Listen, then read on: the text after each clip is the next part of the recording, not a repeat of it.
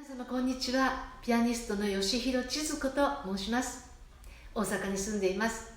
この度はアーティストチェーンに呼んでいただいて本当にありがとうございます。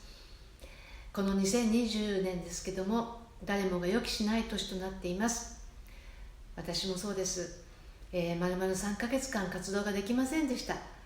ですけれども、その間に神様は私にとっても良いものを与えてくださったので、ちっちゃな証なんですけどシェアをさせてください。一つ目はステイホームの間に家族の親密さが増しました。本当に嬉しかったです。そして二つ目は御言葉を味わう機会を与えてくださったということです。この緊急事態宣言の時に詩編91編を何度も読んだり口に出して宣言なさった方もいらっしゃったと思います。私もやりました。それから詩編を味わう時間を与えられて読み進むうちにダビデ王という存在がそれまでは聖書の中の人物に過ぎなかったですけど、何か、彼の心感情の動きとかとってもリアルに受け止めることができました。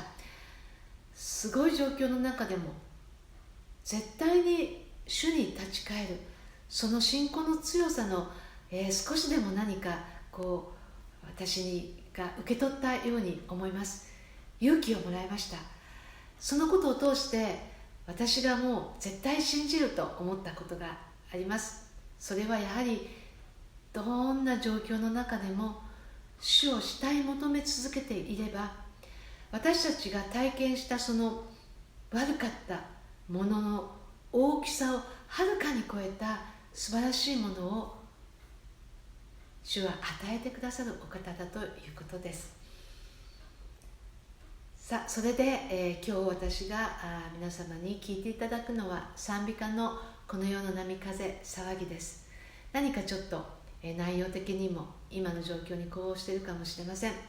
この世が波風騒いで揺り動いている時でも主を慕い求めて御前に集まれば悩みも憂いもない、そういう曲ですね。はい、では最後に次の方も紹介させてください。やはり関西を中心に活動されている私の大好きなクリスチャンシンガー吉村美穂さんです。彼女の素晴らしい歌も楽しみにしていただければと思います。それではこの世の波風騒ぎをお聴きください。次回は直接お会いしたいです。